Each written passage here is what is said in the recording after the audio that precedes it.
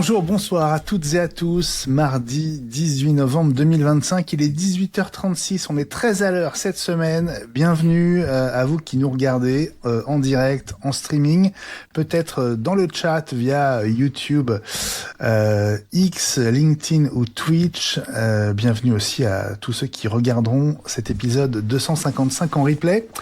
Je suis Benjamin Vincent et je suis très heureux de vous retrouver avec 3 amis d'iWeek cette semaine. Là, vraiment, c'est une équipe de foot là qu'on pourrait faire quasiment tous les 4. C'est rare qu'on soit aussi nombreux désormais avec nos emplois du temps de ministres. Fabrice Neumann, salut Fabrice. Salut à toutes et tous et salut les copains. Oui, équipe de foot peut-être pas, mais enfin quand même. C'est dans les buts de toute façon. On va dire ça. Gilles Dounès à l'attaque. Oui, j'ouvre. Bonjour. En short. Bonsoir, je suis ravi de vous voir. Salut Gilles. Sympa de te retrouver avec Ellie Abitbol. Salut Ellie. Hello, bonjour à tous. Et moi je dirais que bientôt on aurait pu faire une équipe de basket. À défaut de faire une équipe de foot. À 5, ça joue mieux. C'est vrai, ouais, c'est vrai. Ouais.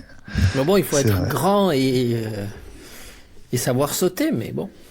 Et tu es le plus grand d'entre nous, je crois, hein, Ellie. Je sais pas, je me tasse un peu avec l'âge. Tu mesures combien à ton âge? 1,79. Non, t'es beaucoup plus grand que ça, je te crois pas. Non, je t'assure. Ah bon? Oui. Je te voyais encore plus grand. Ah non. Bon. Hélas. Voilà, les secrets des coulisses, voilà, c'est dans iWeek. Je salue donc nos amis dans le chat, merci de vous connecter avec au moins 2 Frédéric, dont Fred Crassa, qui nous dit « Salut les amis, heureux de voir mes amis Gilles et Ellie que j'adore. » Bah écoute Fabrice, hein, tant pis pour nous. Hein. Non, moi, je dis pas ça, je suis positif, oui, je suis très content qu'il soit content, voilà. Mais moi aussi. Le pauvre Fred qui attend le M5 Pro. Le pauvre Fred qui attend le M5 Pro et le M5 Max. On espère que t'es patient. Fred, je crois que c'est pas pour tout de suite, mais ça arrivera sans doute, courant 2026. Allez, trêve de plaisanterie, on démarre tout de suite avec notre retour sûr, avant de parler peut-être du départ de Tim Cook dès l'année prochaine, avant de parler peut-être d'une option autre que Siri pour l'assistant vocal sur votre device préféré. Et avant le bonus exclusif qui sera consacré à la mort peut-être du Mac Pro, et oui, eh bien on commence par une bataille gagnée en justice par Massimo, et oui, vous vous souvenez Massimo, cette marque qui officie dans l'univers de la santé connectée, qui a déclenché une bataille judiciaire contre Apple au moment de l'arrivée de nouvelles fonctions sur l'Apple Watch, et notamment les fonctions liées à la mesure de l'oxygène dans le sang. On se souvient que ça avait abouti au retrait de la commercialisation de l'Apple Watch aux États-Unis pendant plusieurs semaines. Massimo, Fabrice, était plutôt en train de perdre cette bataille. Et en fait, ils viennent de gagner une manche là en justice avec quelques centaines de millions de dollars potentiellement de pénalités pour Apple. Alors, 634 millions de dollars payés pour Apple, qui concerne, cela dit, un seul brevet qui est en plus, alors ça c'est la lenteur de la justice, quel que soit le pays, mais concerne un brevet qui est tombé en 2022, si je me souviens bien, oui. Si j'ai bien tout compris. Ça n'empêche pas que si ils sont considérés comme coupables pour un délit d'il y a 10 ans, ils vont payer. Mais alors, c'est un de leurs arguments de dire pourquoi on nous ennuie alors que le brevet est tombé en 2022. Ouais. Et c'est peut-être un argument, mais c'est pas suffisant pour se passer de payer l'amende. Bon, ils vont faire appel, ceci, cela. Absolument. Évidemment. Bon. C'est bizarre. Donc, on rappelle quand même que donc c'est à cause de cette bataille judiciaire que les Apple Watch vendus aux États-Unis uniquement étaient dépourvus de cette fonction de mesure du taux d'oxygène dans le sang. Ouais. Alors que partout ailleurs, y compris en Europe, Ellie. Ça marchait en Europe et pas aux C'est bien États-Unis. c'est bien la seule fois. Hein. Voilà. Et bon, voilà, ça c'était ça. Massimo, c'est une boîte qui est totalement spécialisée là-dedans, qui a tout un tas de brevets. On verra. Là, comme d'habitude, cette histoire judiciaire n'est pas terminée. Et ce qui est intéressant, on va faire appel déjà. Hein. Oui, c'est ça. Mais ce qui est intéressant, c'est le communiqué Apple, parce qu'Apple s'est fendu d'un communiqué à l'occasion de ce futur appel. Et bon, ils sont un peu agressifs avec Massimo. Il dit que, grosso modo, ils disent que Massimo, c'est une société qui ne vend aucun produit aux clients finaux, qui se contente de cumuler des brevets et qui livre pas de produits. Donc, bon, c'est un peu... Il faut qu'ils le prouvent, hein, mais... C'est pas tout à fait vrai, puisqu'ils sont acteurs auprès des hôpitaux, etc. Oui, en fait, ce que dit Apple, c'est qu'ils ne vendent pas de produits aux consommateurs. C'est ça. C'est et alors précis. Apple ne vend qu'aux consommateurs. Sur leur site, au moment où ils ont ouvert la boîte à gifles, ils avaient un projet de... Qu'est-ce qui... Je te croyais... L'expression me plaît. Continue. Et donc, ils étaient en train de sortir un produit justement pour le grand public de surveillance de l'oxymétrie, un peu, alors en standalone, hein, un peu ce qu'on peut connaître ici et qui a fait florès au moment de la pandémie du Covid. Oui. Tu évoquais, Gilles, le fait que Apple leur faisait pas de cadeaux, mais en fait, si je me souviens de l'histoire, ils ont failli travailler ensemble. Il y a eu des réunions entre Massimo et Apple, etc., qui allaient plutôt dans le sens d'un rapprochement, d'une vraie collaboration, etc. Et puis pour une raison qu'on ignore, ça s'est pas fait. Apple a lancé l'Apple Watch et les fonctions de santé de son côté. Massimo l'a très mal pris. Et puis on a l'impression que depuis, ils sont incapables de se parler. Je veux dire, on est quasiment au niveau d'Epic Games, quoi. Ils ont l'air irréconciliables. Il y a vraisemblablement quelque chose de l'ordre des montants qui ont été réclamés par Massimo. Et du coup, Apple a claqué la porte et a dit on va faire ce qu'on fait d'habitude, c'est-à-dire qu'on met les gens devant le fait accompli et on réglera ça en justice ensuite. Sauf que Massimo ne s'est pas laissé faire et avait des comptes à rendre aux actionnaires. Je pense que il comptait se valoriser en distribuant un bon paquet de dividendes quand ça se fait. Oui, c'est ça. Oui, c'est une histoire d'argent. Après, on peut se demander, est-ce que chez Massimo, ils ont un PDG aussi désagréable que celui d'Epic Games? En tout cas, faut être motivé pour partir au combat judiciaire contre Apple. Hein. C'est clair. Mais bon, écoute, ils ont quand même des arguments parce qu'ils ne perdent pas toutes les batailles. La guerre sera peut-être pas favorable à Massimo à la fin, mais bon, là, ils gagnent quand même une manche. Là, on verra ce que donne l'appel. Mais 634 millions de dollars, c'est quand même, ils se sont pas levés pour rien. Hein. Ils sont pas près de les toucher, comme on sait, mais non, alors je pense que c'est en fait aussi important que la bataille d'Epic Games. On en parle moins parce que c'est pas des jeux, donc c'est moins grand public et que c'est moins dans le domaine public. Mais les enjeux sont finalement aussi grands et peut-être plus parce que ça touche à la santé. On sait que c'est un domaine en croissance exponentielle et que en plus Apple veut absolument être présent dans ce domaine-là. Donc c'est absolument capital. Donc ils vont se battre jusqu'au bout avec tous les arguments habituels de nous sommes intouchables, on fait toujours tout très bien et donc ne touchez pas. Ouais. Bon, on a fait le tour de ce petit retour sur. Oui. À suivre. Hein. C'est bien. Allez.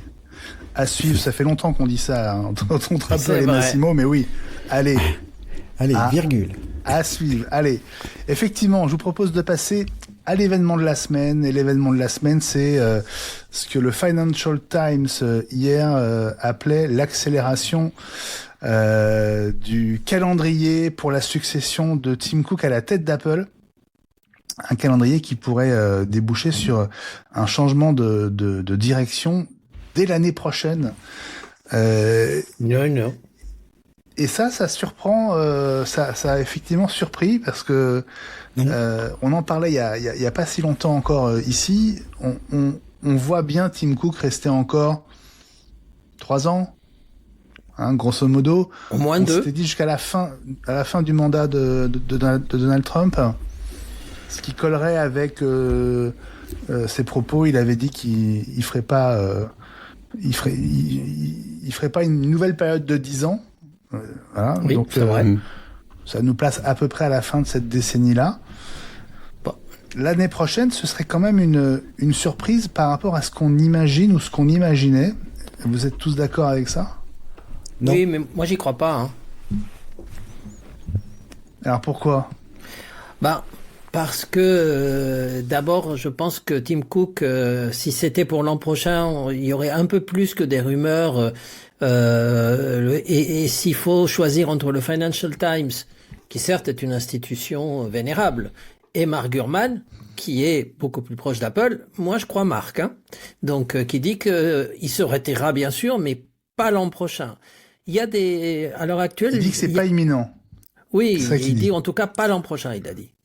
Donc, en fait, Apple a une gamme de produits qui sont en cours d'annonce et dont Tim Cook, je pense, a envie d'être là et d'en faire partie. Il y a l'iPhone des 20 ans, ça va être un très gros événement, 2027.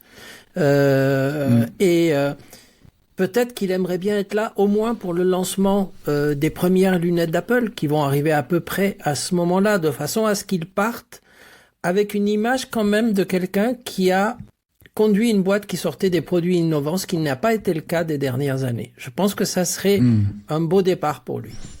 Intéressant.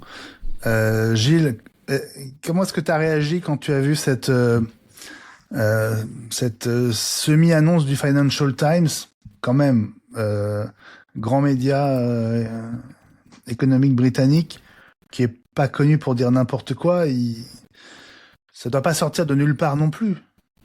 Oui, surtout que quand on connaît les standards anglo-saxons du croisement des sources, ils ont dû avoir plusieurs confirmations, à moins qu'ils se soient fait intoxiquer.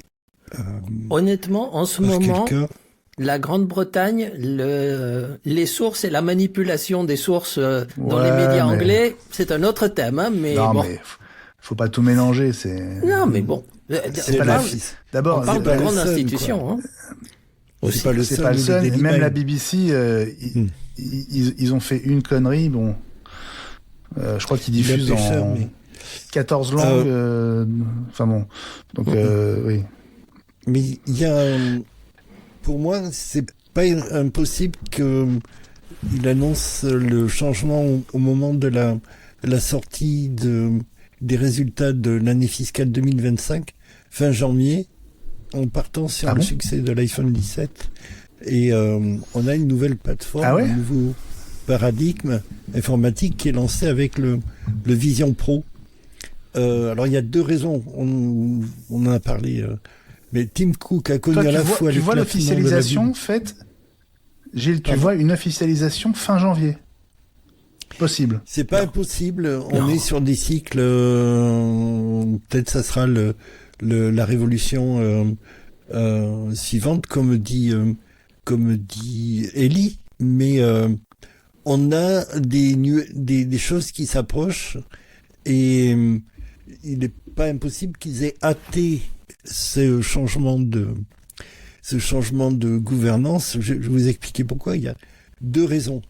Tim Cook a connu à la fois l'éclatement de la bulle Internet en 99-2000 et Apple, qui sortait à peine la tête hors de l'eau, était revenu à un prix de son action équivalent à celui qui était au plus fort de la crise existentielle en 86, où on prédisait sa mort tous les 4 matins. Et puis il a connu également le mouvement de panique autour de l'état de santé de Steve Jobs à partir de 2004, avec des messages subliminaux qu'il avait fallu faire passer sur sa succession. en disant, sans trop le dire, que ça serait bien Tim Cook qui prendrait le relais. Je pense qu'il a pas envie de vivre ça. Son installation à la tête du board pourrait rassurer tout le monde avec l'éclipsement de la bulle Internet, la bulle de l'IA qui s'annonce, plus le risque systémique que font courir Taïwan et la Chine sur les approvisionnements en microprocesseurs. Donc on a plusieurs cycles longs là qui arrivent en même temps. Celui justement, de l'ordinateur. Il va pas partir Gilles, il va pas partir à un moment d'instabilité, justement. Justement, ça serait couplé à son installation à la tête du board, c'est-à-dire président du conseil d'administration pour rassurer les actionnaire et distiller les bons conseils. Et puis on aurait c'est toujours Marc a raison, on aurait John Ternus qui serait le CEO orienté produit, comme on parlait il y a 40 ans de Steve comme le CEO orienté utilisateur quand il est revenu. On aurait une transition avant que le gros temps vraiment commence. Ouais. On va refaire un tour, mais attends. On va refaire un tour parce que je veux pas qu'on monopolise la parole trop longtemps, mais je voudrais avoir l'avis de Fabrice sur... Alors, est-ce que c'est une info du Financial Times? Est-ce que c'est comme disent certains une sorte de sonde? C'est totalement télécommandé. Qu'envoie Apple pour voir comment réagit le marché, le monde économique. Mais évidemment, c'est tombé le vendredi soir après la fermeture des marchés, etc. pour laisser le temps de digérer tout ça, parce que un changement de patron d'une boîte aussi grande, c'est un bouleversement. Et je pense que, en fait, je suis d'accord avec tout ce qu'ont dit mes camarades. Je pense qu'il va se passer tout ça à la fois. C'est-à-dire que par rapport au départ de Jobs, qui est parti malade et mourant et très vite, là, ils sont en train de préparer quelque chose sûrement plus en douceur, et Tim Cook, il va pas disparaître. Je crois pas. Il sera plus CEO pour les affaires courantes, si j'ose dire, mais chairman pour que il puisse toujours être là pour répondre au téléphone quand c'est les chefs d'État qui appellent, en fait. Et c'est pour ça que je pense toujours qu'il aura un rôle notamment auprès de l'administration américaine. Il s'est suffisamment mouillé en offrant des babioles en or à Trump depuis le début pour pas partir maintenant. Donc il va le faire, il va continuer ça, il va garder ce rôle-là entre autres, pas uniquement évidemment, et donner le temps à... Donc, et on parle beaucoup, comme dit Gilles, de John Ternus, pour lui donner le temps de s'installer et de parler des produits, et de s'emparer des lancements produits, justement. Ça fait longtemps qu'on dit que, au moins financièrement, et pas seulement, Tim Cook n'a plus rien à prouver auprès d'Apple. Ça fait 15 ans maintenant qu'il est patron d'Apple. Il a dit qu'il voulait pas faire 10 ans de plus, et ça fait 4-5 ans qu'il l'a dit. Voilà, donc il peut partir en douceur, en restant quand même un peu aux commandes, mais plus sur scène, par exemple. Et pour moi, c'est pas antinomique avec l'iPhone des 20 ans, où il peut tout à fait ne pas être celui qui présente sur scène, mais faire, pour simplifier mon propos, une vidéo à la Johnny Ive en disant là on revoit, on n'aurait par exemple pas vu Tim Cook sur scène depuis 1 an, et là on le revoit soit sur scène ou plutôt dans une vidéo pour dire voilà l'iPhone des 20 ans, ceci, cela. Et cette idée d'une transition douce où il resterait finalement assez présent à la tête du board, pour toi, ça vient plutôt soutenir l'hypothèse de Gilles qui serait potentiellement un changement de CEO l'année prochaine et peut-être en tout début d'année? Alors c'est là où je sais pas trop, mais je pense que c'est juste mon ignorance de comment on fait pour gérer une grosse boîte comme ça. Déjà les petites boîtes j'y arrive pas, alors les grandes t'imagines. On est pareil. C'est-à-dire que voilà. Comment on fait pour faire un passage en douceur? Peut-être simplement déjà, on voit des fois des nouvelles têtes qui présentent des produits sur scène. C'est quand même en tout cas d'un point de vue public, c'est comme ça qu'on les voit. On leur donne un peu plus d'importance. Ça fait donc comme ça commence à faire plusieurs années qu'on parle de John Ternus qui est là pour toutes les annonces des nouveaux produits et des nouveaux processeurs, etc. On a lentement vu disparaître John Strugy, par exemple. Fred 33, je suis désolé, mais tu t'admettras, on le voit quand même un peu moins, Strugy. Ternus, lui, il est toujours là. Son nom est prononcé depuis des années. Donc, en tout cas, il est destiné à devenir encore plus un personnage de premier plan. Est-ce qu'ils ont besoin très vite de dire c'est lui le CEO et plus Tim Cook? Je sais pas trop. Ça, je pense que ça se gère au niveau des marchés financiers, des arrêtés comptables, des machins comme ça pour être. Ils ne le feront que quand ils seront prêts et que le monde aura en gros déjà admis que c'est John Ternus le patron avant même qu'il l'ait annoncé. Ok, je comprends. Alors j'ai une deuxième question. Est-ce que pour vous c'est un départ on va dire un peu précipité, forcé par les déconvenus des derniers mois, ou est-ce que vous pensez que ça s'inscrit dans un calendrier que Tim Cook avait choisi depuis plusieurs années? Il avait dit, moi, début 2026, je choisis de me retirer et de rester un peu en arrière-plan. Bah, c'est lié à ce qu'il veut faire, parce que ce qu'a dit Gilles, et il a raison. Est-ce qu'il a le choix, en fait? La question, c'est est-ce qu'il a le choix ou est-ce qu'il va être contraint de passer la main assez vite? Alors, ça dépend de ce qu'il veut faire, parce que s'il veut prendre la place d'Arthur Levinson, en tant que chairman of the board, Arthur Levinson a dépassé depuis mars dernier les 75 ans, donc ça veut dire que au plus tard, au mois de mars 2026, il doit être remplacé. Et la personne qui le remplace, par exemple, si c'était Tim Cook, pourrait être là pour 10 ans, jusqu'à ses 75 ans. Donc ça veut dire que s'il le remplace par quelqu'un qui est 60 ans ou 65 ans, ce nouveau chairman of the board risque d'être là pendant longtemps. Ça veut dire que dans ce cas-là, Tim Cook n'occuperait pas cette fonction. S'il la veut, ça doit être avant le mois de mars. Alors, j'imagine qu'on peut surseoir un peu au... Le chairman of the board, il est obligé. Ben, celui qui a 75 ans, il peut plus être là. Oui. Et ensuite, il y a une période où on dit bon, on cherche. Ben oui, c'est depuis mars dernier. Donc ça veut dire que la prochaine assemblée des actionnaires qui est en fin février, début mars chez Apple doit nommer un chairman. C'est obligatoire. Et ça ne peut, et l'autre ne peut pas prolonger en disant on n'a pas trouvé, je vais rester 3-4 mois. Non, normalement les règles de gouvernance dans une boîte comme Apple sont très strictes parce que justement il y a les marchés qui sont derrière et ils détestent les incertitudes.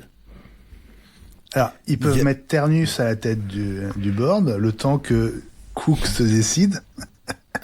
Et après, ils intervertissent leur place. Non, c'est pas la Russie quand même. Voilà, c'est ce que j'allais dire. Ce que j'allais dire. Hein? Et puis, il n'y a pas d'alcoolique dans le lot. Ouais. Ça, finalement, on n'en sait rien. Mais, tout ça, ça fait des pièces qui s'emboîtent quand même plutôt bien. Hein.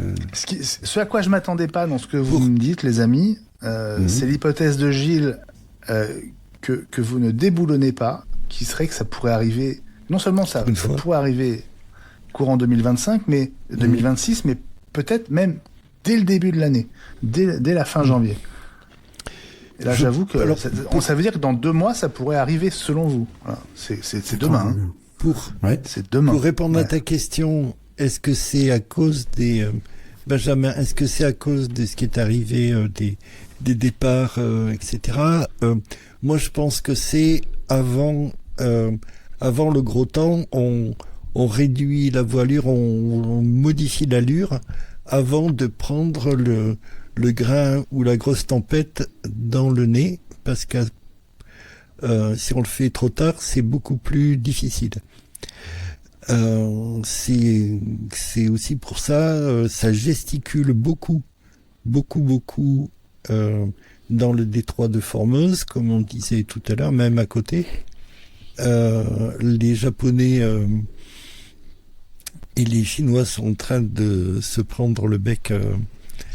On peut espérer que la tension retombe et tout l'ensemble de l'industrie mondiale dépend de Taïwan pour tout ce qui est en deçà de, je peux pas dire de bêtises, et Fred va me corriger, en dessous de 5 nanomètres et même vraisemblablement de 10 nanomètres. Et s'il y a une catastrophe à Taïwan, on va vers une crise majeure. Donc c'est ça un peu qui me fait qu'il faut, c'est pas que ça me fasse peur, mais qu'il faut garder un petit peu à l'esprit. Donc le changement pour moi se ferait plus rapidement, d'autant que il y a des variations là au niveau des droits de douane, ça flotte un peu, on ne sait pas la situation politique, qu'est-ce qu'elle va aux États-Unis, comment elle va évoluer. Il y a beaucoup d'incertitudes et c'est avant qu'il faut faire les changements s'il doit y en avoir. Il vaut mieux les faire plus tôt que trop tard. Donc dès le 1er avril 2026, nous saurons si nous sommes des analystes de génie ou des jobards. C'est ça. Alors Gilles, Gilles, tu mentionnais les départs. J'ai dit nous, Gilles. Oui. Gilles, tu mentionnais les départs. Bon, je pensais pas qu'au départ, ou aux défections ou au débauchage, mais je pensais aussi surtout au retard d'Apple sur l'IA, Apple Intelligence, Siri, etc. Et c'est vrai que les derniers départs concernent en plus majoritairement l'équipe qui prépare le nouveau Siri en retard, qui travaille sur Apple Intelligence, et le tout dernier départ, alors lui, il date d'il y a en tout cas, il a été annoncé par Mark Gurman il y a quelques heures, c'est carrément le designer de l'iPhone Air, celui qui l'a présenté il y a 2 mois quand même pendant la keynote, ça fait un peu tâche, quoi. Je pense qu'ils les ont... Abidur Chaudhuri. Oui, mais... il a fait la voix off et il est parti. Ouais, mais... mais ils ne vendent pas cet iPhone. Vous l'avez entendu comme moi, et... c'est énorme. Quand il a fait sa présentation, moi j'ai cru entendre Johnny Ive qui présentait il a vraisemblablement beaucoup d'admiration pour lui, et je le vois bien en train de prendre appui. Ouais. S'il a pas fait ses études, laisse-moi aller au bout. Gilles, regarde. Non mais je suis sérieux. Tim Cook choisi quelqu'un pour être la voix de l'iPhone Air, à la façon de Johnny Ive. Et ce mec-là, 2 mois après, il s'est déjà barré. Non mais imagine le désaveu que c'est. Laisse-moi aller terrible, quoi. Laisse-moi aller au bout, je vais t'expliquer mon hypothèse. Il nous explique la vie. Alors, je coupe. Va au bout rapidement. Alors. Donc, même s'il n'a pas fait ses études à Newcastle comme Ive, il a quoi, ce garçon? 32 ans. Il a travaillé 2 ans dans une boîte, puis 2 en tant que freelance, et il a fait l'essentiel de sa carrière, c'est-à-dire 6 ans, si j'ai bien compris, chez Apple, en commençant avec Johnny Ive, qui est la star des designers et qui est anglais comme lui et qui habitait à San Francisco également. Il est vraisemblablement que ils ont passé 6 mois chez Apple en même temps, donc.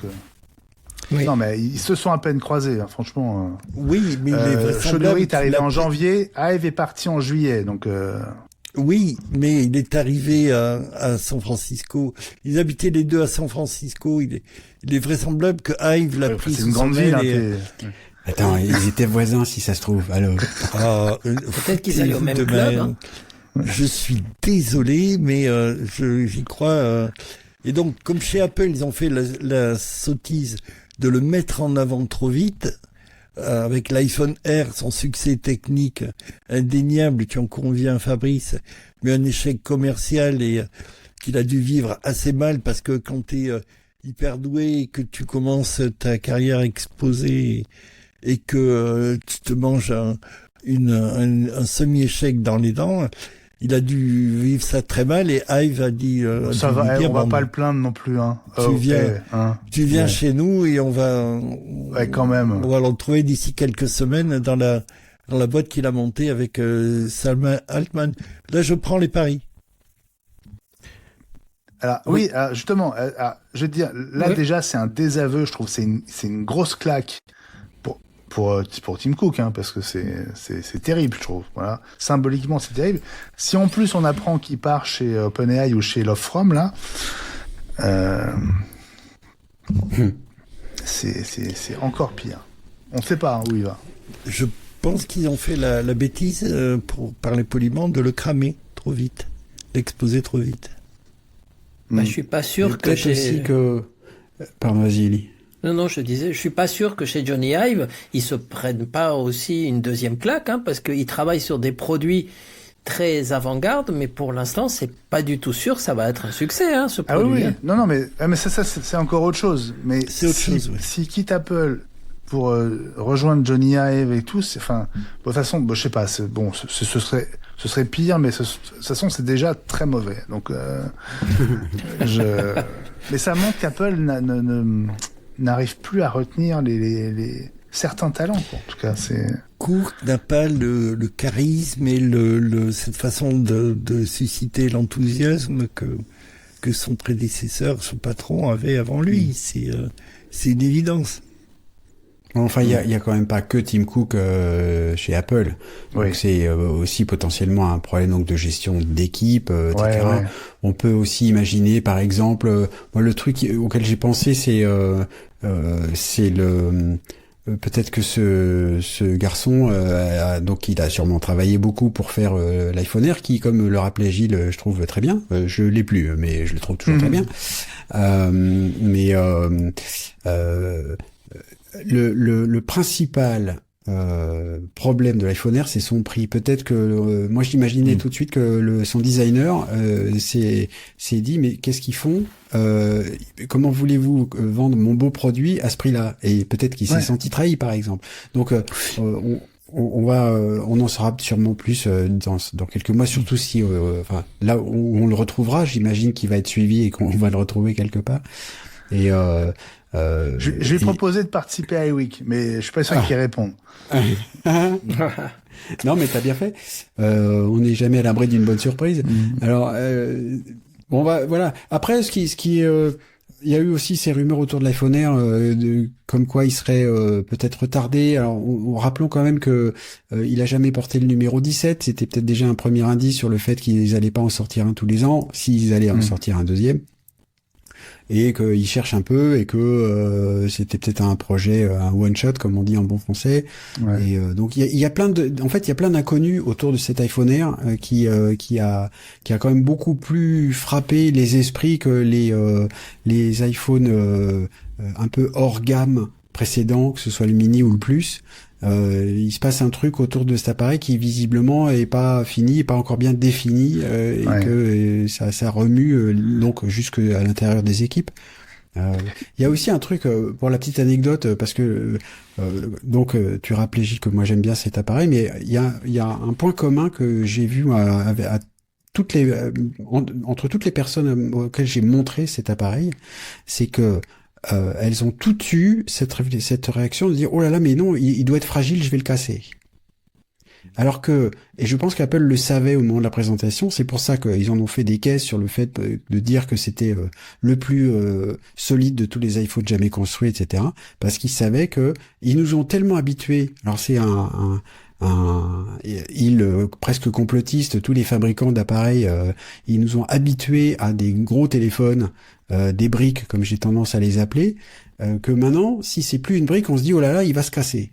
Alors que c'est l'inverse, puisque l'iPhone Air est plus solide que tous les autres. Ouais. Mais tout le monde a eu cette même réflexion. Tous ceux à qui je l'ai montré, voilà. Donc il y a un vrai problème aussi de marché et de gain de part de marché pour un appareil comme ça. Et finalement, le seul truc que je regrette là-dedans, c'est que j'ai le sentiment qu'ils vont pas donner le temps à ce type d'appareil pour occuper un peu la place et pour que les gens s'habituent au fait qu'un téléphone, c'est pas forcément un truc qui fait 200 grammes. Ouais. Faut déjà qu'ils baissent le prix, hein. Sinon, oui. Alors bien sûr, ici, oui. Il se passera rien. Mais là, on commence à entendre des gens qui l'achètent à 800 € sur Rakuten, et là, ils sont contents, les gens. Hein. Bah ouais. Juste, il y a un point qui rattache directement Abidour Chaudhuri à Tim Cook, c'est que jusqu'à maintenant, l'équipe design, donc qui est dirigée par Molly Anderson, qui était l'autre voix justement de la keynote, puisqu'elle présentait l'iPhone 17 Pro. L'équipe design, elle répondait directement à Jeff Williams, le CEO, qui vient de partir. Il a fait son pot de départ à la retraite la semaine dernière. Depuis son départ, l'équipe design répond directement à Tim Cook. Et donc, Chaudhuri était directement en lien avec Tim Cook. Donc, je trouve que son départ, c'est aussi une manière de dire qu'il n'a pas envie de travailler avec Tim Cook. Vous voyez ce que je veux dire? Oui, mais pour un designer, travailler directement avec quelqu'un qui n'aime pas les produits, ça peut être difficile. Hein. Mais c'est problématique pour tous les designers, du coup. Ça n'oblitère pas l'hypothèse Johnny Ive. Du coup, aussi. Non, mais c'est un autre sujet. Non, il y a ce truc qui est transmis Mais je dis pas que ça oblitère, mais... De maître à disciple. Moi, finalement, la bonne question dans ce que tu viens de dire, Benjamin, c'est pas ça. J'aimerais bien savoir ce qu'on boit au pot de départ de Jeff Williams. Ça doit être sympa, je pense. Ouais, je pense que c'est pas mal. Je pense que les petits fours doivent être sympas, ouais. C'est sûr. Bon, en tout cas, voilà, c'était l'événement de la semaine, cette semi-annonce du Financial Times, nuancée par Mark Gurman. Et on sera fixé dans 2 mois déjà sur l'échéance de la fin janvier. On verra ce qui se passera effectivement lors de la prochaine annonce des résultats trimestriels d'Apple. Dans un instant, on va passer à l'info de la semaine et à ce début de petite révolution pour l'assistant vocal que nous connaissons aujourd'hui sous le nom de Siri, qui pourrait désormais devenir l'assistant vocal de votre choix. Avant ça, je vous rappelle que vous pouvez évidemment rejoindre la communauté iWeek sur Patreon.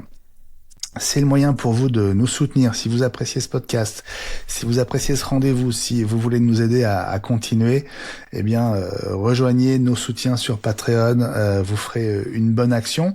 Vous aurez notamment accès au bonus hebdo exclusif.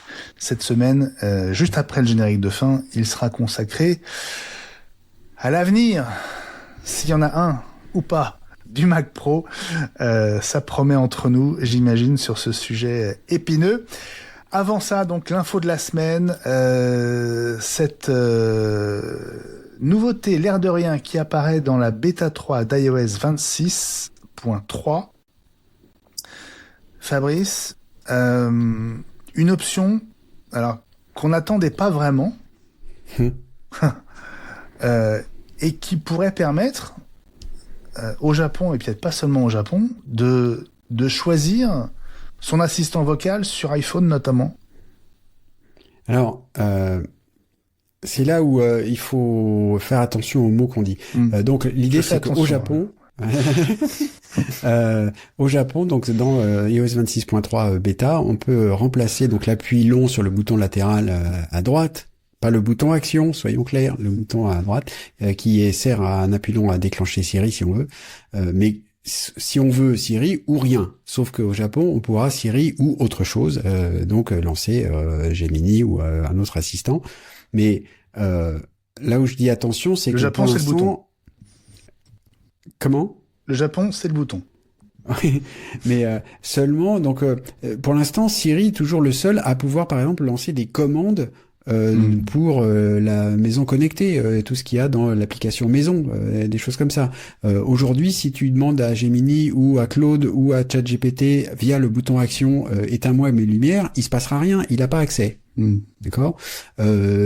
Perplexity a réussi à faire des petits trucs. On peut ajouter des rendez-vous ou des tâches dans l'application rappel via Perplexity, via l'assistant vocal Perplexity sur son iPhone. Si tu lui donnes il demande les droits d'accès et ensuite tu dis ajoute un rappel dans l'application rappel, il va le faire. Donc il y a déjà des ponts possibles. Donc c'est aussi pour ça que ça peut devenir intéressant. Mais là, en l'espèce, c'est pour dire, si vous voulez plus utiliser Siri, n'utilisez pas Siri. Mais pour l'instant, ça permet pas de faire la même chose. Ça comprend probablement mieux ce qu'on dit, mais répétons-le, si tu demandes à Gemini de faire quelque chose dans ta maison, il fera rien quand tu es dans l'environnement HomeKit. Donc je sais pas, un prêté pour un rendu, c'est pas forcément un gain, je sais pas trop exactement ce que ça veut dire. Mais on est d'accord que je me suis trompé, j'ai parlé de la 26.3, c'est bien la 26.2, donc la bêta 3 de la 26.2. Bêta 3, 26.2, t'as raison. Voilà. Il y a des bouts de code qui laissent penser que on pourra, dans les réglages, choisir un autre assistant vocal par défaut que Siri. On est d'accord là-dessus. Ça, c'était pas possible jusqu'à maintenant. Mais ça n'est pas possible. Non. Pour l'instant, il y a des bouts de code, c'est pas implémenté. Ça indique ce qu'il pourrait y avoir dans une future version qui serait pas une 26.2, mais peut-être une 26.3 ou 0.4, lorsque Siri aura été améliorée d'ailleurs. Voilà. Mais donc, si on choisit un autre assistant vocal que Siri, on pourra l'activer comme on le fait pour Siri en appuyant sur le bouton latéral. Le bouton latéral, c'est exactement ça, oui. Oui. C'est ça. Oui. Voilà. Donc la nouvelle, c'est qu'on va peut-être avoir le choix. De toute façon, il était question qu'il y ait un choix entre ChatGPT qu'on peut faire aujourd'hui et probablement Gemini. Ça, ces deux-là, on les connaît puisque Gemini est censé remplacer Siri. Censé. On verra. Alors, Gemini est censé... C'est pas tout à fait la même chose. Non. Aujourd'hui, ce qui a été présenté à la WWDC il y a 2 ans, c'est un système modulaire où tu as Siri qui peut ensuite, via Siri, on demande à ChatGPT. Et ils avaient annoncé un système modulaire où on était censé voir venir d'autres, comme tu dis, Ellie, soit Gemini, soit des modules spécialisés pour certaines tâches où tu dis Siri, je suis en train de faire un truc médical, j'ai besoin d'une IA médicale, demande à cette IA médicale. Ça n'a jamais été montré. C'était dans les progrès faits par l'assistant vocal, quel que soit son nom, pour que sur l'iPhone et sur les autres appareils Apple, on puisse faire demander à l'IA de remplir des tâches un peu plus spécifiques et avec plus de bons résultats que Siri. Après, juste remplacer le moteur qui répond à tes requêtes via l'appui du bouton latéral. Je le répète, c'est encore autre chose. C'est encore un peu flou. Éventuellement, ce qu'il y aura sous le capot de Siri quand on déclenchera Siri, ce sera Gemini, c'est ce qu'on évoque depuis quelques semaines, ce qui serait donc différent de ce qu'on peut faire déjà aujourd'hui, c'est-à-dire de dire à Siri demande à ChatGPT de. C'est pas tout à fait la même chose parce que Siri, on sait qu'elle n'a pas encore les capacités pour faire tout ça.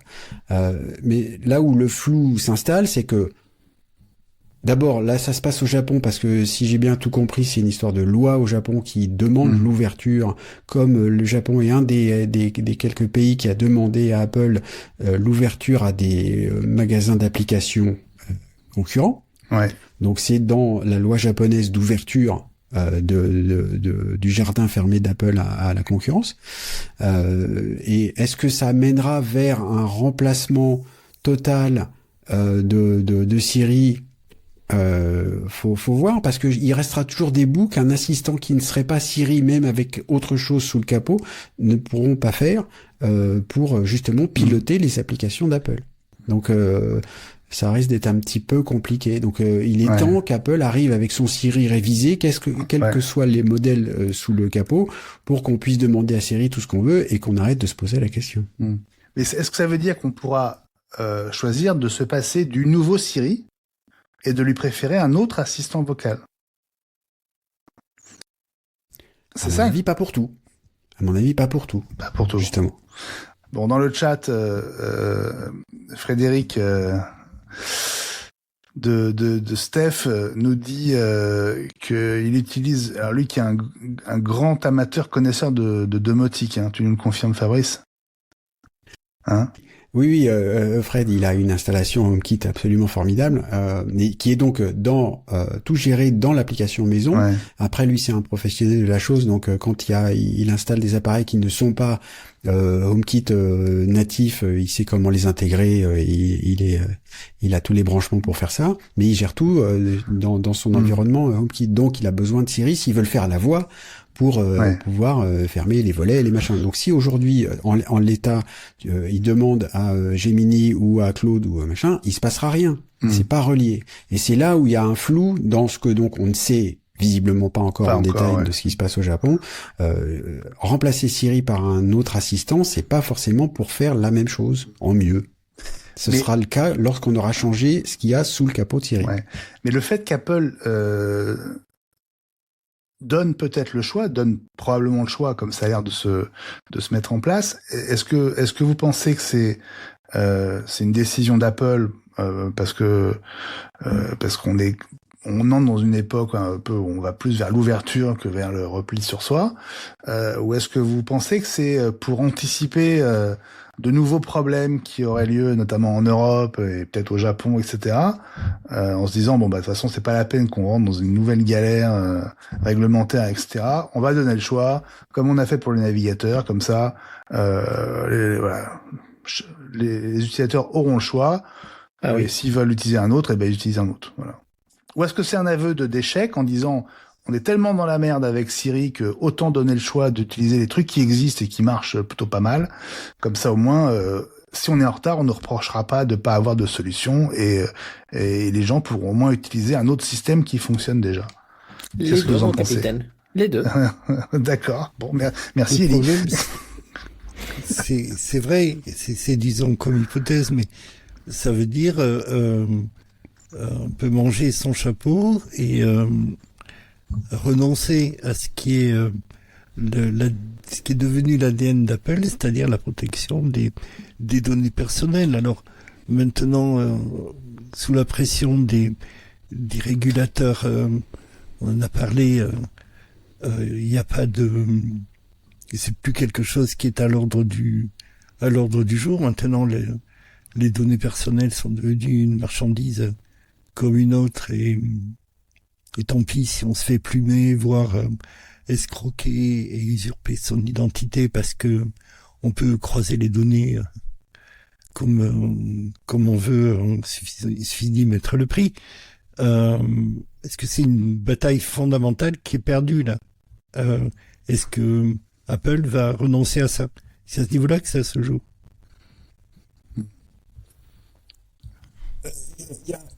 Il y a plusieurs volets à cette chose-là. Ce dont on parle beaucoup là depuis quelques semaines, c'est alors manger son chapeau. En gros, Apple semble-t-il a essayé de faire son ou ses propres modèles de LLM à intégrer à Siri et ils n'y sont pas parvenus. Alors peut-être que ce serait Gemini. Si c'est Gemini, ça tournerait quand même sur les serveurs d'Apple. Ce dont on parle depuis quelques semaines, c'est ça. C'est les modèles de Gemini qui tourneraient sur le fameux private cloud d'Apple qu'ils ont annoncé il y a 2 ans pour protéger au maximum les données personnelles de leurs utilisateurs. Ça, c'est ce qu'ils font depuis longtemps. Après, faut pas oublier, il y a un autre souci quand même vraiment essentiel, qui est que on parle de Siri pour faire des commandes. Pour commander sa maison comme le fait Fred, pour ajouter des rappels, ajouter des événements de calendrier, enfin vraiment des commandes comme on fait justement. Alors pardon si il y en a qui ont ça chez eux, on fait avec Alexa. On voit bien que c'est justement un des soucis avec lesquels Amazon se débat pour passer d'Alexa à Alexa Plus. Alexa Plus, qui est un service pour l'instant encore uniquement aux États-Unis et pas chez tous les possesseurs d'Alexa, mais qui est en gros un LLM pour remplacer le Alexa qu'on connaît depuis des années, qui est là justement pour dire on peut demander à Alexa achète-moi des piles. Sauf que si tu demandes ça à un LLM, le LLM est pas forcément bon pour faire ça. C'est très difficile de faire une commande Le LLM comprend mieux le langage parlé, mais pour le transformer en une commande précise, c'est beaucoup plus difficile. Et donc, il y a plein de retours de gens qui ont Alexa Plus et qui se disent, bah alors ça marche plus mon truc quand je lui demande d'acheter des piles. J'en ai pour 3 heures de conversation parce qu'il me demande tout le temps, est-ce que tu veux des piles rouges ou des piles bleues, etc. Puis est-ce que vraiment tu veux des piles? Et puis après, hop, ça part à autre chose. C'est vachement difficile. C'est vraiment pas du tout le même service, et donc c'est normal que ça prenne aussi du temps. Ouais. Et puis j'aurais juste envie de terminer en disant peut-être qu'on va s'apercevoir que peut-être contraint et forcé, mais qu'Apple a eu du raison d'attendre. Parce que même pour Apple, les investissements colossaux qui sont demandés pour développer les LLM, etc. Et on voit la situation, je trouve, très précaire d'OpenAI en ce moment, financière. Apple conseille, ils sont pas du tout précaires et ils attendent que le bon modèle sorte et puis ils prendront celui ou ceux qui marchent. Ben. Ok, bon bah on va évidemment suivre les prochaines bêtas de cette 26.2, sachant que les vraies nouveautés de Siri et d'Apple Intelligence, c'est pour la 26.4 qui devrait arriver au printemps. Hein. Si tout se passe bien, je mets plein de conditionnels parce que au point où on en est, faut rester encore très prudent. Passons à notre petit journal de la semaine, les amis, avec 4-5 news qu'on a envie de partager avec vous. La première, elle concerne une rumeur à propos de l'iPhone pliant, donc qu'on attend en septembre 2026. Une fuite à propos de la puissance potentielle de sa batterie, et ce serait d'assez loin la plus grosse batterie qu'on ait jamais vue dans un iPhone, y compris dans les parpaings des modèles Pro, Fabrice. Les parpaings, ils montent à 4500 mAh, je crois, et là on parle de 6000. Ce qui serait encore plus petit que des batteries de certains appareils Android qui embarquent 7000 ou voire presque 8000 mAh. Ah, il y en a qui ont autant? Oui, parce que avec la fameuse technologie silicium carbone que Apple et Samsung d'ailleurs n'utilisent toujours pas. Et j'en profite pour ajouter que là aussi l'iPhone Air a eu un très très mauvais procès. Son autonomie va très bien. Il vous remercie. Elle est pas si mauvaise, c'est ça que tu veux dire? Bah non. Mais elle est même pas mal. Ouais. Alors donc les rumeurs sur cette batterie de l'iPhone pliant, on serait peut-être à 6000 mAh.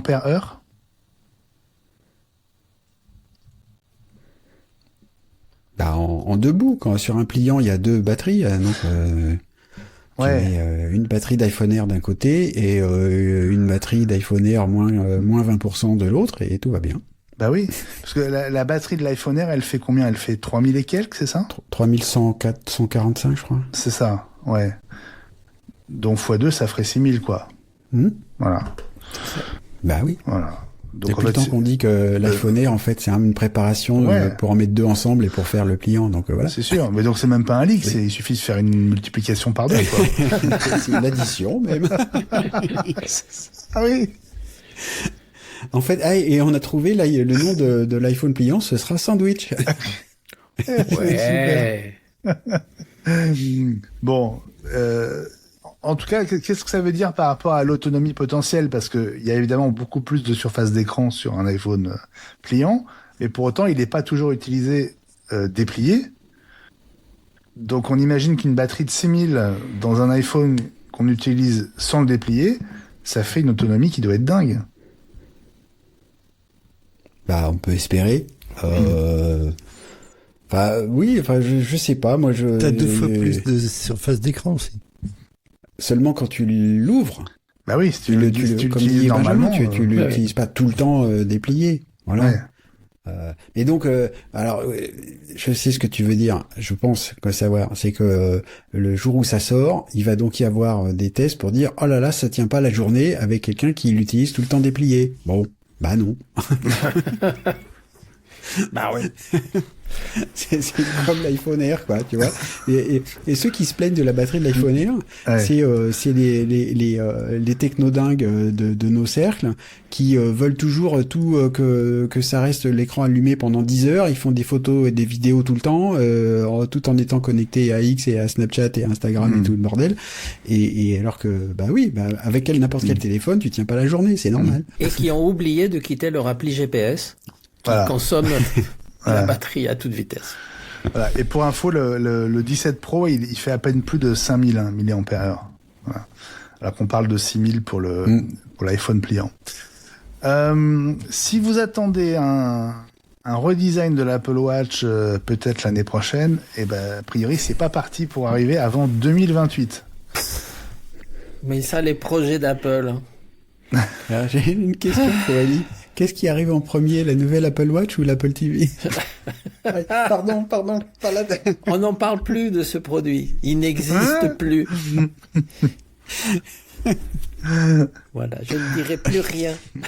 Pardon, Eli. Sans doute l'Apple TV. J'ai pas pu résister. Sans doute l'Apple TV. Non, mais puisqu'on en parle, le HomePod Mini 2, il est où? Pareil. Il attend le nouveau Siri. Il attend le nouveau Siri. Il a raison, Eli. Bah oui. Il est parti avec le design. On était chaud comme des patates la semaine dernière. On était comme des fous sur les news et tout en attendant que ça tombe. Rien. Non, mais par contre, un truc qu'on comprend pas, c'est où est passé l'AirTag 2, parce que lui, il n'y a pas de technologie de voix, il est prêt depuis 2 ans, et il sort pas parce qu'il sort pas. C'est comme ça. Mais est-ce qu'il fait pas partie d'un package d'annonces, tu vois, cohérent? Peut-être. Avec toute la galaxie de la domotique, etc. J'ai un peu peur de ça, tu vois, c'est que ça nous remette au mieux au printemps, quoi. Ça sera au printemps, au moins, sur 2 produits sur 3. Hein. C'est-à-dire? En fait, le HomePod et l'Apple TV, c'est sûr qu'ils sont liés à Siri. L'AirTag, soit il a un truc qu'on ne connaît pas et qu'il le lit quand même, ou alors ils le sortent pas parce qu'ils se disent que c'est un tout petit produit et qu'ils vont pas nous mettre ça sur un écran géant pour nous présenter dans une pseudo-keynote. Ils vont quand même pas nous faire AirTag avec Apple Intelligence. C'est peu probable. Ils sont en train de tricoter les chaussettes. C'est peu probable. Les chaussettes. Oui. Ouais. Reparlons des chaussettes. Vous avez vu les premiers tests des chaussettes? Non. Je veux même pas les voir. Je parle des pockets, c'est pas des chaussettes. Des pockets, oui. Ouais, les longs bas. Rupture de stock partout. Hein. Mais c'est incroyable. Oui, mais alors, ça m'amuse parce qu'on voit des titres aussi, regardez, c'est un succès, il y a rupture de stock. Mais s'ils en ont fabriqué 2000, c'est normal. Oui. Remarque, qui voudrait acheter plus de 2000 pockets? Visiblement, 1000 pattes. Oui. Bon, on fera pas mieux. Sujet suivant. Ouais. Non, mais ce produit pour moi, c'est ça. Je pourrais être très très méchant sur ce produit, je crois. Non, il faut pas. Il y en a qui en ont parlé. Alors, je veux bien qui disent c'est un accessoire de mode. Alors la mode c'est comme ça. On aime ou on n'aime pas. C'est vraiment un accessoire de mode. Parce que nous on attaque ça d'un point de vue technique. Ouais. Et donc pas, hein. D'après ce que j'ai vu et ce que j'ai entendu, c'est même pas pratique. Tu vois, si tu veux, pour mettre ton iPhone dedans, faut pousser, pour le sortir, c'est difficile, etc. Donc c'est même pas pratique. C'est donc juste un accessoire de mode à regarder. Voilà. Bon, y a encore plein de gens qui achètent des trucs chers parce qu'ils trouvent ça beau. Bon. Tiens, mais je pense que le seul intérêt, c'est qu'ils n'en ont pas fabriqué tant que ça, parce que je vérifie là, il est effectivement épuisé sur l'Apple Store France, dans toutes les couleurs, etc. Je pense que le seul intérêt, c'est qu'ils en ont fait très peu, donc ça va devenir un objet de collection. C'est ça. Je sais pas si on le trouve déjà sur eBay ou sur les sites. Sûrement. On doit le trouver à 500 balles. Ils l'ont trouvé au triple du prix. Ouais. Voilà. Finalement, je trouve que le plus sympa, c'est quand on le porte en écharpe. Quelqu'un a ouvert le haut-parleur là de son côté, mes amis. Et là, il y a le haut-parleur chez Eli. Ouais. Voilà. Merci Eli. Et maintenant, Ellie est en muet, c'est bien. Ça, il n'y a plus d'écho. Voilà, c'est plus d'écho. Il n'y a plus d'Ellie non plus. Bon, troisième news. Vous vous demandiez peut-être quelles étaient les performances de la puce Wi-Fi Apple dans les iPhones de la gamme 17, la puce N1. On a un chiffre, je l'avais pas vu passer avant, ce chiffre, Fabrice, je sais pas si toi tu l'avais vu. 40% plus rapide le Wi-Fi sur l'iPhone 17 par rapport à l'iPhone 16, grâce à la nouvelle puce N1. Non, j'avais pas vu. Absolument. Ça veut dire, voilà, c'est quand ils veulent faire des puces, ils y arrivent quand même. Ouais. Sachant que ça va vite et en plus que ça consomme un peu moins, a priori. Ouais. Donc, on rappelle que la puce N1, elle supporte le Wi-Fi 7 et le Bluetooth 6.0, alors que sur l'iPhone 16 et les anciennes puces non Apple, on était sur la version 5.3 du Bluetooth. Voilà, c'était juste pour que vous ayez cette info. Alors que j'ai mon écran qui se casse la figure, c'est pas grave, on va y arriver. Le lancement de ce service de messagerie cryptée par X, baptisé Chat. Ouais. Ouais, Ellie, t'as essayé ? Oui, bien sûr. Je m'en suis servi parce que moi, je faisais partie de ceux qui pouvaient le tester. Il y a quoi dire. Il est crypté, mais ça, on le voit pas. Il fait partie pour l'instant, de l'appli X pour ceux qui sont autorisés à l'utiliser. Mais c'est en train d'être implémenté partout. Et ça va devenir une app séparée à terme, comme certains services de X deviennent des apps séparées, s'il connaît son succès. Alors, quand on le démarre, il ressemble à toutes les apps de messagerie, hein. Donc, je veux dire, est-ce que c'est un WhatsApp à la X? J'ai pas testé toutes les fonctions parce que je pense pas que toutes soient sorties, mais ça ressemble plus à un iMessage dans ce que j'ai pu utiliser, à un iMessage crypté, qu'un WhatsApp dans le sens où je n'ai pas vu toute la partie. Il n'y a pas d'appel audio, il n'y a pas d'appel vidéo. Non. Ah si. Si, on a au début. En tout cas, c'est prévu, il me semble. Ah, c'est prévu. Mais c'est pas encore dispo. Ok. Alors, normalement, on pourra faire de la vidéo, de la voix et du chat, les trois. Ouais. Ok. Il n'y a que le chat qui. Alors, qu'est-ce qu'il fait d'autre? Il y a les messages éphémères, un peu comme Snapchat. Donc, un message qu'on envoie et qui disparaît au bout d'un certain temps. Et on pourra, a priori, envoyer des fichiers aussi. Donc a priori c'est quand même très proche. Ce que je comprends, c'est que le système de chiffrement est pas aussi complet que ce qu'on trouve dans iMessage ou WhatsApp encore.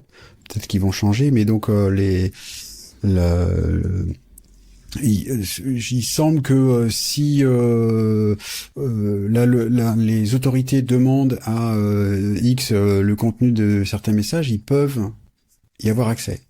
Ce qui n'est pas le cas avec iMessage ou avec ça dépend de certaines conditions, ou dans WhatsApp, c'est donc le chiffrement de comment on dit en français end-to-end encryption, donc le chiffrement de bout en bout. Voilà.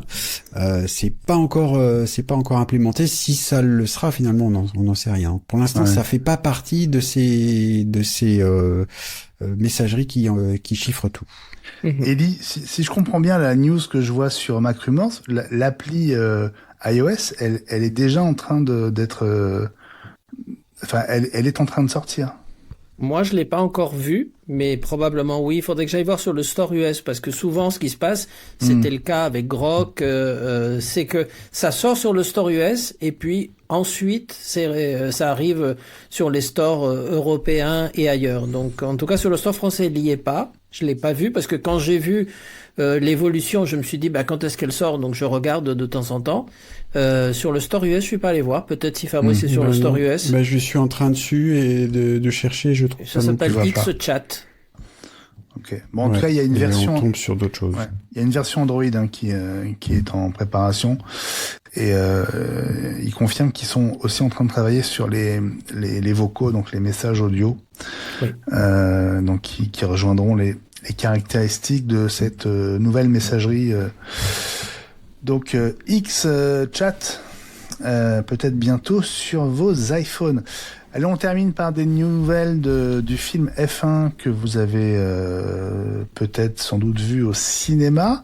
Oui. La suite est quasiment officielle, mais elle n'est pas confirmée, mais à la fois le réalisateur Joseph Kosinski et Tim Cook ont tous les deux dit, en gros, qu'ils sont en train de discuter, discuter des modalités, mais le principe a l'air acquis. Hein. J'espère qu'ils vont bosser le scénario. mais tu attends, veux faire passer un message peut-être. C'est très clair, c'était quand même très mauvais. Les images formidables, mais le scénario était lamentable. Ouais. Non mais attends, il y a Brad Pitt, cherche pas. T'as pas besoin de scénario. Il a aussi fait des bons films. Je peux rien dire. Je l'ai pas vu. Ah bon, moi j'ai aimé. C'est un film de voiture. Non, mais c'est pas un mauvais film, notamment pas pour le spectacle, mais en termes de développement des personnages, etc. C'est d'une platitude absolue. C'est très dommage. Moi, c'est le regret que j'ai pour ce film. Qui m'appelle, j'ai des idées. Bon, en tout cas, le 12 décembre, il sort en streaming sur Apple TV+, et donc probablement on pourra voir la version immersive qui est prévue pour l'Apple Vision Pro et que pour l'instant on n'a pas vu. Ouais. Apple en a parlé, mais on l'a pas vu. On a vu un extrait. Un extrait. Ouais. Tu seras au taquet, mon cher Ali, j'imagine. Bah, ça me permettra de le revoir et comme ça, je pourrais essayer de comprendre s'il y a des choses cachées dans le scénario que je n'ai pas percuté la première fois. Certainement. Bon, bouge pas, Ali, parce que je reste avec toi pour nos coups de cœur, nos cartons de la semaine. Tu nous as fait découvrir tout à l'heure là une interview exhumée de Steve Jobs que j'ai écoutée juste avant qu'on commence et j'ai trouvé passionnante. Oui, absolument. En fait, il y a un site qui s'appelle Steve Jobs Archive que je vous conseille, qui de temps en temps, pour maintenir la mémoire de Steve Jobs, sort des photos inédites, des photos qu'on n'avait jamais vues. Et là, cette fois-ci, ce qu'ils ont fait, parce que ça tombait pile il y a 30 ans, donc le 18 novembre, il y a 30 ans, Steve Jobs parlait avec des journalistes de Pixar. Et donc, ils ont sorti cette interview, qui ne parle d'ailleurs pas d'Apple, qui parle de Pixar et des liens... Il y a 29 ans. C'était en 96. 96 à 29, alors. Ok. Bon, pourtant, ils l'annoncent pour l'anniversaire des 30 ans, mais ils sont peut-être en avance. C'est pas grave. Ou en retard, je sais plus. Donc, l'interview est passionnante à plusieurs niveaux. D'abord parce que on découvre un Steve Jobs, c'était avant sa maladie, donc un Steve Jobs en pleine forme, qui parle c'est 15 ans avant. Oui, mais donc, mais c'est pas les images qu'on a en tête dernièrement de lui, qui parle de Pixar, de pourquoi il a racheté Pixar, qui parle des relations avec Disney, où à l'époque le journaliste se pose la question, est-ce que Pixar va être... ils avaient à l'époque Toy Story un contrat de 3 films, donc est-ce que vous allez quitter Disney et distribuer vos films, etc. Et Steve Jobs dit, mais pas du tout, on a des relations incroyables, il explique tout ce qu'ils ont appris avec Disney, comment créer un film d'animation, et il a expliqué le choc des cultures, et il dit d'ailleurs que c'est une interview que je vous conseille, j'ai adoré. On vous mettra le lien si vous voulez pour que vous puissiez aller voir. On peut même le mettre sur le chat, tant qu'à faire. Ah ouais, j'ai adoré ce passage, si tu me permets, Elie, parce que bien sûr, je t'en prie. Jobs explique que quand on fait un film avec des acteurs, on tourne 10-15 plans, 10-15 prises pour chaque plan, et puis après on construit le film au montage. Et il dit le film d'animation, chaque image coûte tellement cher qu'en fait on fait le montage avant de créer le film. Oui. C'est-à-dire qu'on ne fabrique aucune image qu'on n'utilisera pas. Mais oui. Et il explique tout ce qu'ils ont appris de la collaboration avec Disney. Et de tout ce qu'ils ont ajouté. Puis j'ai adoré le moment aussi où il explique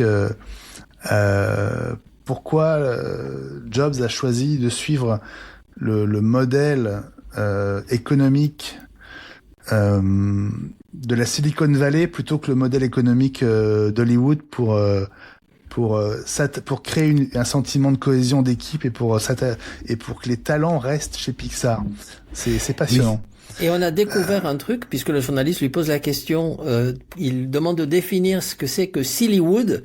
Et Sillywood, en fait, il explique que c'est les sociétés hollywoodiennes qui essayent de s'implanter à Silicon Valley, et ça marche pas, à part Pixar qui est la seule qui a marché. Donc, mais il connaissait le terme. Le journaliste a essayé de le piéger, et ben non, il connaissait. Super, donc cette interview à retrouver sur le site. Alors, c'est pas n'importe quel site, c'est le site créé par Lauren Powell Jobs, donc la veuve de Steve Jobs, stevejobsarchive.com, et sur lequel, effectivement, de temps en temps, il y a c'est que des archives officielles, des photos officielles. C'est évidemment une source indispensable pour tous les nostalgiques de cette époque et d'Apple, évidemment. Gilles, tu as, je crois, un coup de cœur pour ceux qui ont le Nikon ZF. Oui, un mot quand même pour dire qu'il y a la possibilité de s'inscrire pour avoir des alertes chaque fois qu'il y a une mise à jour. Je l'ai reçu cet après-midi sur le film dont parlait Ellie. Alors, il y a une mise à jour du firmware du Nikon ZF qui va vraisemblablement ruisseler sur l'ensemble de la gamme récente de la marque, qui permet d'avoir du grain, alors entre autres choses, un grain aléatoire pour donner un aspect créatif. Vous connaissez En général, on évite d'avoir du grain, mais c'est vrai qu'on peut chercher à en mettre. Alors, non, un grain argentique. Il faut pas confondre le grain. Beau grain. Un beau grain. Beau grain. C'est pas du bruit numérique qui est un petit peu qui fait cheap. Dans le grain l'équivalent du grain argentique fait classe. Enfin, ce sont des aspects esthétiques qui se discutent pas, on a des gens qui sont pour, qui sont contre, etc. Et c'est assez intéressant. Surtout, le grain généré est aléatoire et il est possible d'en avoir également pour la partie vidéo, qui également fait des progrès. Donc, si vous voulez reproduire ensuite un aspect Super 8 pour tel ou tel film, etc. On peut également en bénéficier. Donc vous connaissez mon tropisme pour de la photo argentique, et c'est l'occasion de parler également du Black Friday chez DxO qui commence aujourd'hui avec environ 15% de réduction en moyenne, avec des progrès sur l'intelligence artificielle, sur Photolab 9, mais c'est l'occasion aussi de regarder Filmpack qui donne un rendu vraiment très très personnellement que j'aime beaucoup. Avec 15%, sont un peu rares. Hein. C'est un petit Black Friday, petit. Bon, petit Black Friday. Hein. Ils seront pas, c'est un Black Jeudi. Ils vivent pas très bien. Bon, il y a 50% sur, vous donne l'occasion d'en parler, sur Viewpoint, qui est un logiciel qui permet de corriger la perspective, qui donne l'équivalent des objectifs à décentrement sur les objectifs pour les architectes et la photo en ville. D'accord, ok. Bon, merci Gilles pour ce coup de cœur hein, autour de Nikon ZF et de DxO Lab que tu suis, que tu couves à longueur d'année. Hein, on le sait maintenant. Fabrice, je me tourne vers toi parce que tu as réussi à utiliser l'API Apple de transcription audio via des lignes de commande. Alors c'est un truc de nerd absolu. En gros, dans macOS 26, je crois, et peut-être iOS aussi, là j'avoue je sais plus, mais il y a donc une API de transcription audio, donc transcrire l'audio d'un podcast pour avoir un fichier texte à la fin. On connaît ça avec Whisper, qui est le moteur de transcription d'OpenAI, qui est en utilisation libre. Il y a des applis qui l'utilisent, comme Mac Whisper ou notre chouchou chuchotis de l'ami Denis. Et alors, c'est très bien. Ça fait partie des progrès de l'intelligence artificielle d'avoir réussi maintenant. En gros, on peut donner n'importe quel texte, même un peu dégradé, et on va avoir une transcription d'excellente qualité. Mais c'est là où Apple est quand même pas uniquement mauvais dans l'IA. Ça fait longtemps qu'ils ont des tas d'outils qui sont super bons. Et là, il y a un truc quand même assez étonnant, c'est que c'est un outil de transcription qui est donc en local. Et j'ai fait 2-3 tests, et donc il est capable de transcrire un podcast qui lui dure 1h45 en un peu plus de 2 minutes. Si tu demandes ça... Si tu demandes ça à Whisper, il va t'en prendre 15 minutes. C'est avec un niveau de qualité équivalent, on va dire, en anglais, comme d'habitude. Pour le français, je pense que le niveau de qualité est un petit peu moindre, mais la vitesse est absolument étonnante. Et donc, pour l'instant, il y a pas d'interface utilisateur pour utiliser ça.